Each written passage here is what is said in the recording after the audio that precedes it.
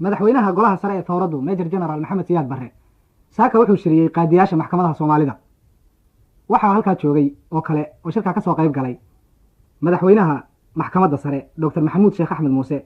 madaxweyne ku-xigeenka maxkamadda sare Dr. Rufaaci sekreteerka dawladda u qaabilsan cadaaladda iyo shaqada Dr. Cusmaan Nuur Cali iyo directorka guud ee wasaaradda cadliga iyo shaqada Major General Maxamed Siyaad Barre wuxuu qaadiyaasha ku shiriyay saaka golaha saraakiisha militariga ay ku leeyihiin magaalada Muqdisho ee ku taala xerada Afisyooni madaxweynuhu wuxuu hadalkiisii ku bilaabay oo uu yiri subax wanaagsan saaka waxaan u jeclaystay inaad halka isugu timaadaan inaan idin kala hadlo waxyaalaha aan isleeyahay danta caamka ah waxay ku xiran tahay shaqadiina iyo ragga badidiisa waxaa suuro gasha inaanu iska naqaan bannaanka laakiin cadaalada ragga haya in haddana aanu wejiga iska baranno anigu inaan barto waxaa suuro gasha iyagu intooda badano inay yaqaaneen saaad u tihiin dawladdu waxay ka koobantaa xubno badan oo xubnahaas badan mid walba haddii ay hawsheeda sida xalaasha u haysato dawladnimadii markaas ay suuro geli karto xubinta adinku aad haysaan waxay ka mid tahay xubnaha qiimaha dheer u leh dawladnimada suurowgeeda haddii aynan jirin ama aynan caafimaad qabinna ay dhici karto dawladnimadaasu mid magaca inay noqoto haddaynu maskaxdeenna dib ugu noqonno waxaynu arkaynaa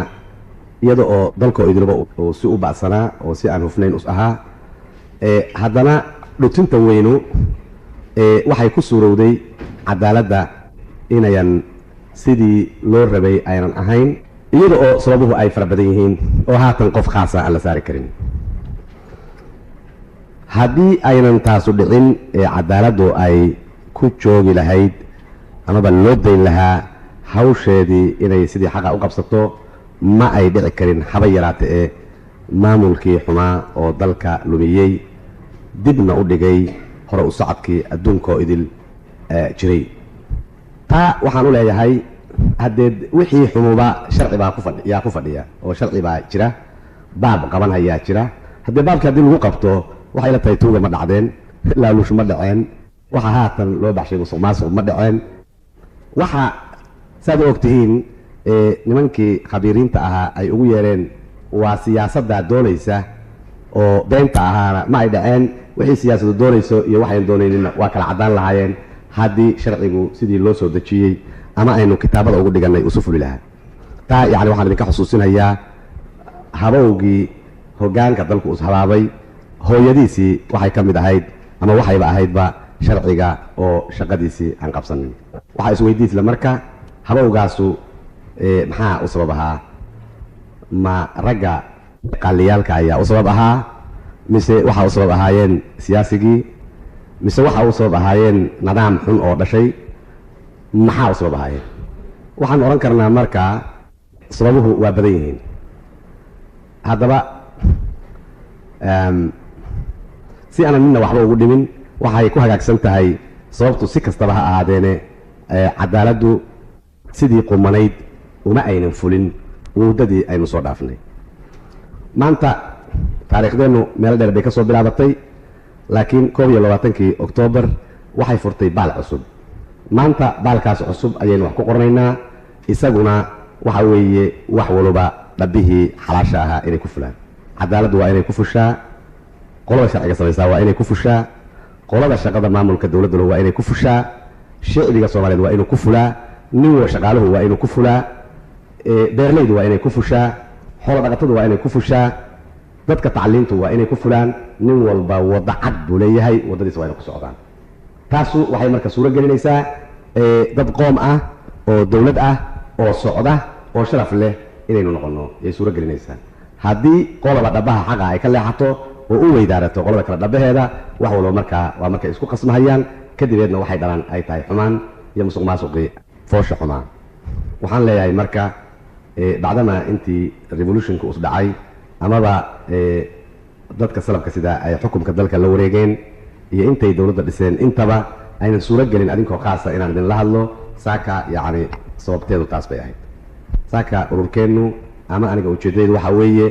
mas-uulkii aad lahaydeen dhabarka inaan idinka saaro wax marmarsinya oo suuro galaana inaynan jirin mas-uulkaasu waxa weeye xubinta lafdhabarka ah xubnaha badan oo dowladdu ay ka koobanto adinka haysaan qaaliyaalka yahayaan meel kasta baa joogeen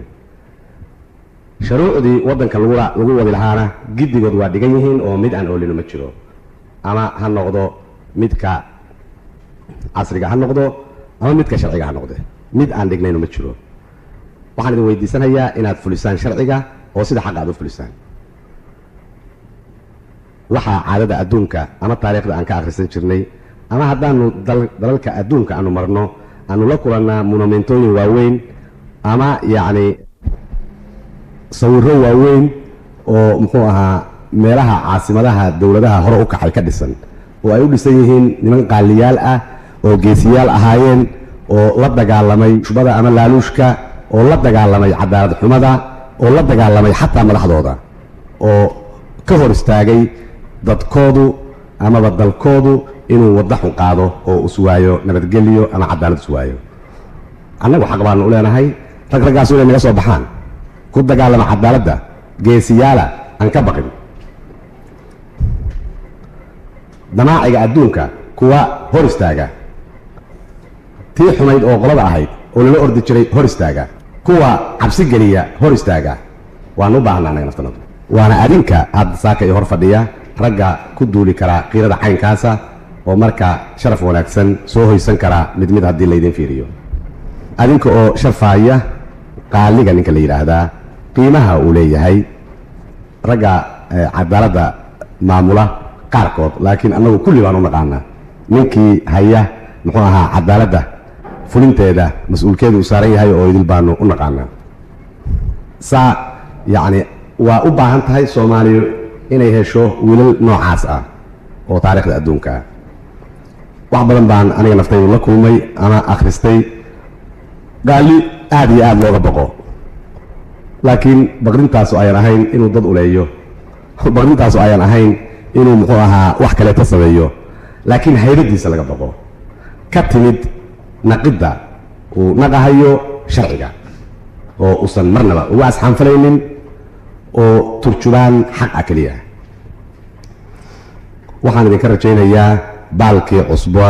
oo taariikhda soomaalidu ay ka bilaabatay aniga oo tixgelinhaya ama adinka oo ka bilaabahaya in aad shaqadiinna u gudataan sida fiican geesinimada ah wadaninimada ah islaamnimada ah waan sheegay maalin dhoweydna haatanna waan idinku celinhayaa annagu haddaanu nahay dadka sulubka sida ama hubka sida amaba guddiga sare oo muxuu aha revolutionka ka kooban ma doonayno inaad dadka noo xirtaan bilaash ma rabno annaga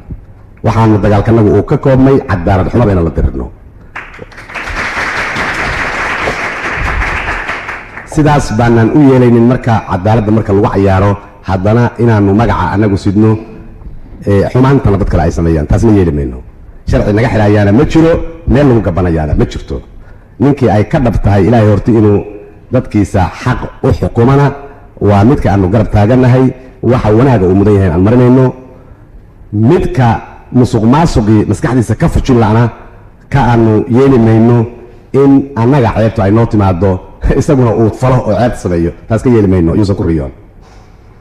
taas waxay inoo kala dhigaysaa haddii kalsooni shaqadaada inaad ku qabsato ma rabno inaad naga baqdo ma rabno sekretariga cadaaladda inaad ka baqdo ma rabno inaad qolo kale ka baqdo damiirkaaga inaad ka baqdo waddankaaga inaad ka baqdo ilaaha inaad ka baqdo oo xaq aad marka ku fuliso taas baan kaa doonaynaa waxaanu doonaynaa inaad shaqayso oo saacadda u dhigan dowladda waxaa weeye halka saac ama toddobada nin walba si u yaqaan in shaqada la tago in saacadda qayiman iyadana oo go-aan laga baxo ma ogolaan karno 5 saac nin shaqo tagaaya dadna usu xoraysan yahay oo xabiska isugu jiro ma ogolaan karno muxuu ahaa midda la yidhaahdo xorriyadda duminta ah oo laynoo dhigayna yeeli mayno waxaan idinka doonaynaa soomaali ahaan inaad giddiga u kacdaan oo shaqada aad u fulisaan faylalka badan oo iskor saaran meel walbaba dalka soomaaliyeed oo dadkii iyaga muxuu ahaa faylalkaas ku saabsanaayeen ay xarigga ku jiraan taasna ma ogolaan karno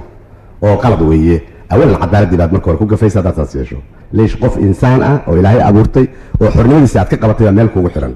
ayna fududahay in aad ama danbaad leedahay ama laguguma le atraada midda labaadna waxayba u tahay cadaawad dhaqaalaha dalka la diriraysa nin berri la sii dayn doono in muxuu ahaa 4-5 bilood xarig ku jira taasna waxa weeye cadal wadanimo hooyadeed bay ka bilaabanaysaa 5 bilood oo masruuf ah oo wax kale lagu qaban karay waxa nin loo cunsiinayo iyaduna waa yaabkeed bay ku jirtaa haddii loo dhanba laga eego waxaan isleeyahay ninka xaakimka naftiisa waxay ku tahay cuqdad aan ka baxayn maxaa waay markuu nin dambiile yahay waxaan ugu ogahay inuusan habeenkii seexanin walwal miiran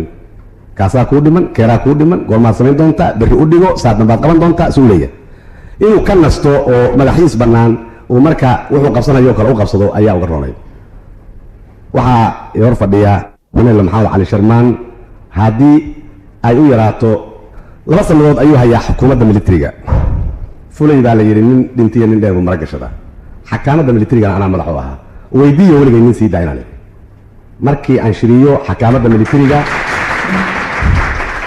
wixii aan kala dardaarmi jiray waxay ahayd ha ka baqin cadaaladda haddii ninka laga gardaraya caskariga sii daa haddii lagu gar leeyahay shicbiga iyo waddanka ka khayroon xir saas baan odhan jiray weligay nin sii daa ma dhihin u yaree ma dhihin ha laga daaya ma dhihin ninkii aad ku maqasho iisoo sheeg anaa xidhayo isaga baan odhan jiray micnaheedu waxa weeye waa inaan aaminsanahay cadaaladda leesh sharcigu waa inuu ka sarreeyaa nin kastaba ma aha sharciga in ragga qaarkii ay ka sarreeyaan oo ismoodaan ama markay xoogaa xoolaa leeyihiin ama markay boos hayaan inay sharciga ka sarbarayaan been weeye sharciga nin karbaray ma jiro taasi waxa weeye qaraabka waddanka marka uu socdo markii sharcigu uu hoos maro oo nin us yidhaahdo haddii sharciga nin baa sameeyey anna maan sameeyo sharciga nin baa sameeyey laakiin waddo xaala oo quman oo dhabayaal badan leh oo laga fiirsaday baa loo sameeyey waxaa loo sameeyey maslaxadda caamka ah ninka xulna in lagu qabto oo khaaska ah keligiisa caamiyadana nabadgelyadooda iyo maslaxaddooda in lagu daafaco marka nin keliyu marka see ku samayn karaa kii laga gaashaabanayo sharciga loo sameeyey isagii weeye see ku bedeli karaa taa nacamu sharcigu waa inuu dul jooga isagu taas yani waxaan ka wataa aniga oo hawl wanaagsan idinku ducaynhaya haddana sharcigii waa inuu sarmaraa ninka laakiin naqahaya naftiisu waa inuusan u qaadan mar hadduu isagu naqahayo sharcigii inuu yahay isagu sharcigii ma aha waa ka turjumaanaya keliya waxaan ku cilmi leeyahay in dhibaatooyin badan adinka naftiinu aad la kulmaysaan oo cadaaladda lagu goynaysa inay dhici karto dhaqaalaha inaad ka cabataan qoladiina tanu oo aan la socday waxaa dhici kartaa inaad meeshii wax lagu xukumaya aad ka cabataan oo aan fahmi karo waxaa dhici karaa wixii wax lagu xukumahayey oo alaabo ahaa oo suuro gelinaya xakaamaddu inay hagaagto inaad ka waxaysan tihiin waa dhici kartaa laakiin soomaalida waxay ku maamaadaan nin walba taagtiis baa qodax ugu tagtaa awoodeennu hadday inoo diido sharcigeenna waa inaynu ku goosannaa ama ku guddoominaa geedka hoostiisa ma jirto sabab aynu odhan karnaa waxaa maqan miis qurux badan oo ballaaran kuraas qurqurxa badan kuwaabaa maqan marka sharcigii socon maayo no taas waa inayn dhicin waxa wax lagu xukumaa waxaa weeye aqoonta sharciga oo ninkii sharcigii fulinhayaa ay lagama maarmaan tahay nin u qalma inuu meeshii joogo midda labaadna waxaa weeye niyo wadaniga inuu leeyahay midda saddexaadna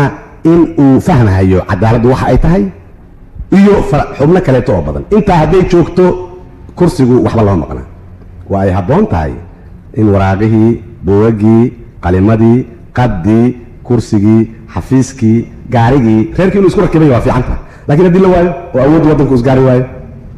adiguna waa joogtaa aqoontiina waa leedahay ummaddiina inaad kala saartaa lagaa doonaya intaba marka waad heli kartaa waxaan rajaynayaa inaynu marka kala aanu hubsanno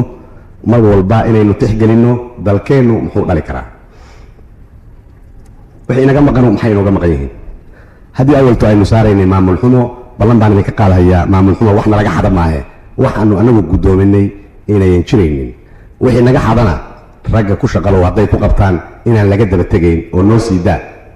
waa qaraabadanada inayan yeeraynin kuwaasna adinkaan idin keeni doonaa waxaan rajaynaynaa xukunkooda inaad marisaanin waa kuwii naga xada annaguna saas aanu guddoominaynin waxaan kusoo koobahayaa dadka inkasta oo aad sharcigii ku jirtaan oo sharciga dadkii madaxda u aad tihiin annaan ka xumahay inayan suuro geli karin halka in lagu soo urursho qaaliyaalkii waddanka balse aan hubo adinkuba aad u warrami doontaan annagu waxaanu suuro gelsiinaynaa haddii alla idmo aniga iyo revolutionary consulba ama armed forces in aan annaguna aanaan ku joorfalin anaana u ogolaan qolo ku joorfalaysa sharciga adinkana waxaan idinka rajaynaynaa ka turjubaanida sharciga aanu kuna tashanayno in aad muxuu ahaa wax ka qabanaysaan. anigu waxba ka sheegi maayo hadallo badan oo lagu hadlo, laakiin caqli iyo faham adinkaan idin daynaya. wasalaamu calaykum waraxmatullahi wabarakaatu. barnaamijka iyagii gaarka ahaa ee aanu ka soo qabannay shirkii saaka uu madaxweynaha golaha sare ee towradda kula yeeshay qaadiyaasha maxkamadaha Soomaalidu intaa ayuu nagaga dhan yahay.